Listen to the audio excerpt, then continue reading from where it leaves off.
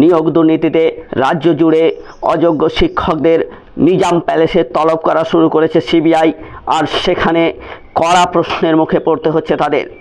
সম্পূর্ণ রাজ্য সরকারের অপদার্থতায় আজ এই অযোগ্য শিক্ষকদের করুণ অবস্থার সৃষ্টি হয়েছে। তাদেরকে ডেকে নিয়ে ক্রমান্বয়ে চাপ সৃষ্টি করা হচ্ছে। আসলে কোন মিডলম্যানকে তারা টাকা দিয়েছেন বা অন্য কোনো কারণে কিভাবে তাদের নাম উঠেছে, এই প্রশ্নের উত্তর তারা যখন দিতে পারছেন না তখনই কিন্তু তারা সমস্যায় পড়ছেন, তাদের উপর চাপ সৃষ্টি করা হচ্ছে।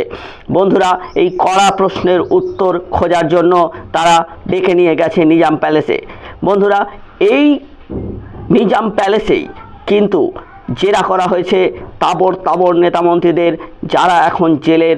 অযোগ্য শিক্ষকেরা আজ হারিয়েছেন মান সম্মান, অর্থ আর তাদের নিরাপত্তা। বন্ধুরা, হ্যাঁ, ঠিকই ধরেছেন, তারা নিজের মুখে কুলু পেতে আছেন। তারা কাকে টাকা দিয়েছেন, কিভাবে চাকরি পেয়েছেন, তারা কখনোই স্বীকার করছেন না, কখনোই স্বীকার করবেন না, কারণ তারা অনেক প্রভাবশালী।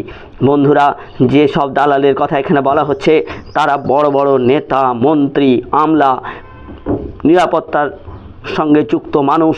এই সব মানুষদের বিরুদ্ধে নাম একজন সাধারণ ছাপোষা শিক্ষক কি করে নিতে পারে, যার পলিটিক্যাল ব্যাকগ্রাউন্ড নেই, যার সোশ্যাল স্ট্যাটাস নেই। এই রকম মানুষ যখন তাদের নাম নেবে তারা কিন্তু চিহ্নিত হবে, তারা কিন্তু আক্রান্ত হবে। তাদের নিজের জীবন, তাদের পরিবার রয়েছে, পরিজন রয়েছে, আত্মীয় রয়েছে, স্বজন রয়েছে। চাকরি তো গেছেই, চাকরি তো বাঁচবে না তাদের নাম বললে। তাদের নাম বললে তো তাদের টাকা ফেরত দেওয়া আটকানো যাবে না, তাদের নাম বললে তো সব কিছু ঠিক হয়ে যাবে না। সেই জন্যই বন্ধুরা, তারা তাদের কথা ভেবে, নিজের আত্মীয়দের কথা ভেবে, নিজের স্বজনের কথা ভেবে, নিজের সন্তানের কথা ভেবে, নিজের আত্মীয় পরিজনের কথা ভেবে এবং সর্বোপরি নিজের কথা ভেবে তারা কিন্তু আজ মুখে কুলু পেটেছেন।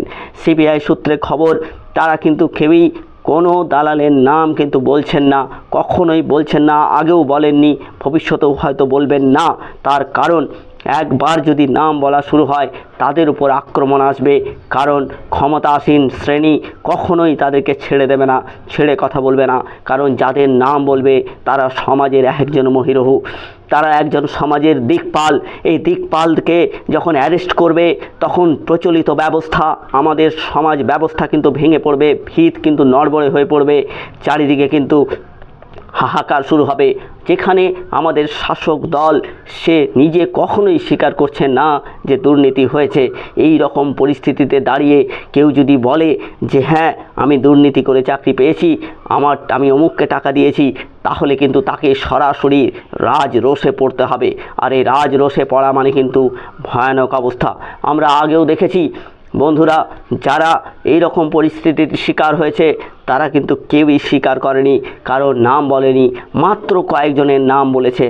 এর মধ্যে নিয়োগ দুর্নীতিতে হাজার হাজার, প্রায় 10,000 শিক্ষক যদি নিজের মুখ খোলে, অন্তত 2,000 বড় নেতাকর্মী, বড় সমাজের মহিরহু যারা এই টাকাগুলো নিয়েছেন, যারা আমলা, যারা বড় ব্যবসায়ী, যারা এরকম কাজ করেছেন, তাদের কিন্তু ধরা পড়বেন বন্ধুরা। তারা কিন্তু জেল যাত্রা হবে তাদের। কিন্তু যাদের সঙ্গে অন্যায় করা হলো তারা তো কিছুই পেলেন না, তারা চাকরিটা হারালেন, টাকা গেল, অন্যায় যে করলো তাকে শাস্তিও দিতে পারলেন না।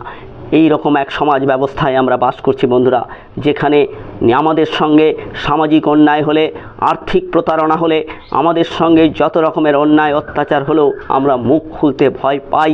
তার কারণ আমাদের নিরাপত্তা নেই, আমাদের পরিবারের নিরাপত্তা নেই, পরিবারের নিরাপত্তা নেই, এই জন্য আমরা বলতে ভয় পাই।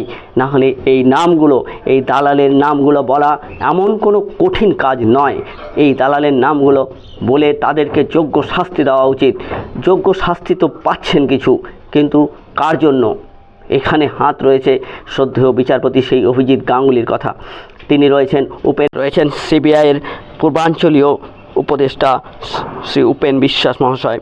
তিনি যদি না থাকতেন শতরঞ্জন ধরা পড়তো না, শতরঞ্জন ধরা না পড়লে কুন্তল ধরা পড়তো না, আর কালীঘাটের কাকুরও কোনো অস্তিত্ব পাওয়া যেত না। বন্ধুরা, তো এই মানুষগুলো বিচার ব্যবস্থার সঙ্গে জড়িত এই সম্মানীয় ব্যক্তিদের আজ প্রণাম করি। তাদের জন্যই যে কজন শাস্তি পাচ্ছেন শুধু তাদের জন্যই পাচ্ছেন, আর মনে হয় না কেউ শাস্তি পাবে। দেখতে থাকুন ভিডিও।